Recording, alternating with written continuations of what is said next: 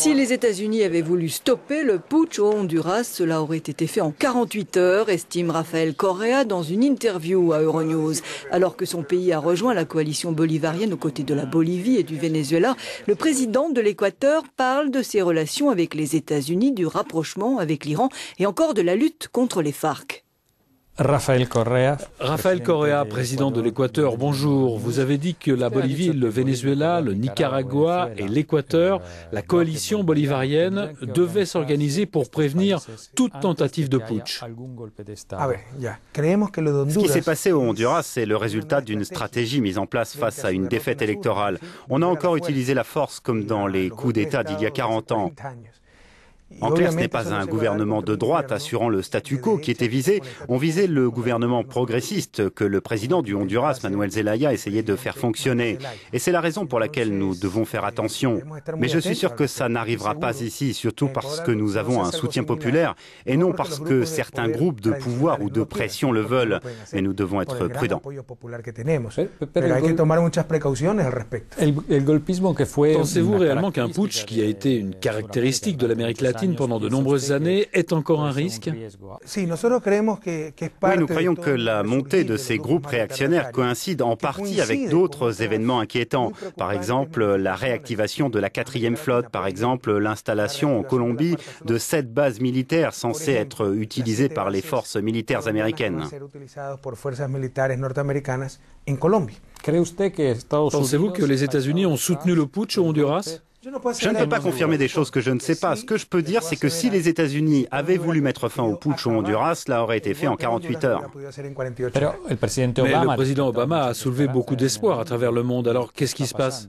Qu'est-ce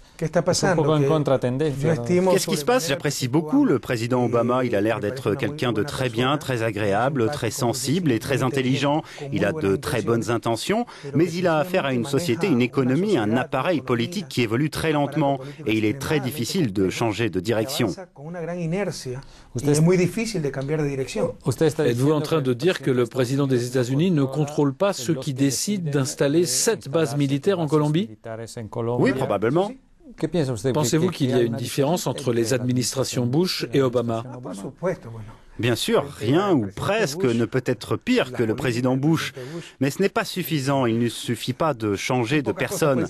J'insiste, le président Obama est doué et intelligent, il a de bonnes intentions. Mais la politique américaine vis-à-vis de l'Amérique latine n'a pas changé. Mais ces 7 bases? C'est la raison pour laquelle... Mais ces 7 bases ont été installées sous Obama, pas Bush? Oui, et le putsch au Honduras a été mené sous Obama, et sous la présidence de Bush, aucun coup n'a été mené en Amérique latine. Mais ce n'est pas un paradoxe, Bush semblait plus sensible à l'Amérique latine. Ce n'est pas la question d'être sensible, c'est la question de gérer l'appareil. Et l'appareil soutenait Bush via des groupes de pression qui contrôlent les États-Unis.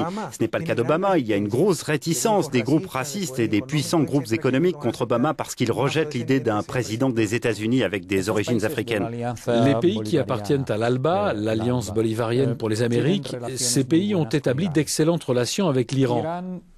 L'Iran n'est pas l'un des meilleurs amis des États-Unis. Ne pensez-vous pas que ces pays perturbent les relations internationales en Amérique du Sud? De las relaciones internacionales en Sudamérica con este tipo de política. Esas son las cosas graciosas, ¿no? C'est étonnant, la Colombie accueille une ambassade iranienne depuis longtemps et quand l'Équateur établit des relations diplomatiques avec l'Iran, on a l'impression qu'on perturbe la donne. Je ne comprends pas. L'Équateur n'a besoin d'aucune autorisation pour établir des relations diplomatiques avec qui il le souhaite. Nous sommes un État souverain.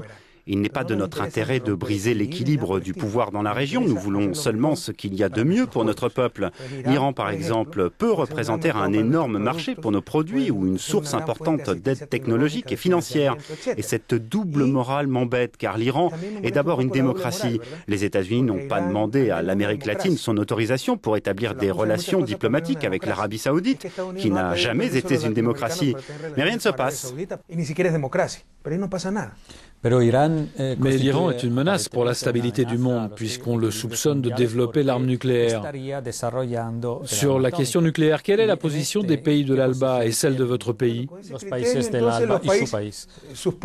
Bien, selon ces critères, vos pays et les États-Unis sont-ils une menace? Je ne vois pas pourquoi ce qui est bien pour les uns est mauvais pour les autres. Si vous voulez connaître mon opinion, je voudrais une planète sans armes nucléaires et avec une seule norme, pas cette sorte de double langage. Donc avec un tel raisonnement, l'Iran a le droit de développer ses armes nucléaires? Non, je crois que personne n'a le droit de développer l'arme nucléaire, mais ce qui m'ennuie réellement, c'est l'idée qu'il y a des bons et des méchants. Mais le fait qu'ils développent une arme nucléaire ne vous ennuie pas? On peut traiter avec eux? Avant tout, ils n'ont pas reconnu qu'ils développaient l'arme nucléaire. Deuxièmement, la même règle doit être valable pour tous, et je ne crois pas qu'il y ait les bons d'un côté et les diables de l'autre. L'arme atomique est un danger pour l'humanité. Votre pays a-t-il reçu 80 millions de dollars de l'Iran? Est-ce vrai? Nous avons signé un accord pour un prêt d'un montant de 100 millions. Je ne sais pas s'il est déjà ouvert. Ils ne l'ont pas concrétisé, mais nous allons obtenir bientôt ces 100 millions. Que pensez-vous de la stratégie antiterroriste menée contre les FARC par le président colombien Uribe?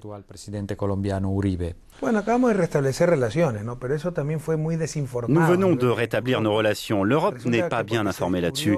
Quand un sanctuaire des FARC est découvert à la frontière entre l'Équateur et la Colombie, dans la jungle amazonienne, la seule chose qu'on nous assène, c'est qu'on est complice des FARC. C'est fou. Si quelqu'un peut être considéré comme un complice des FARC pour la seule raison qu'il y avait juste un camp des FARC sur son territoire, alors le plus grand complice des FARC devrait être le président colombien, Uribe. En Colombie, il y a 200 camps des FARC et il n'a pas réussi à ce jour à vaincre les FARC et à reprendre le contrôle de tout le territoire. Nous croyons qu'une solution militaire au conflit n'est pas pour demain. Nous serons toujours prêts à intervenir comme médiateurs pour chercher une solution pacifique et résoudre ce genre de conflit. Mais la méthode d'Uribe est-elle la meilleure approche pour lutter contre le terrorisme ou non? Est-ce la bonne façon de procéder en Amérique latine? Pour moi, une guerre civile de 50 ans contre les FARC, et en plus il y a les paramilitaires, les narcotrafiquants, ce n'est pas une bonne stratégie. Si cela avait été une bonne stratégie, les FARC auraient été vaincus militairement. Regardez combien de milliards ont été injectés dans cette bataille fratricide.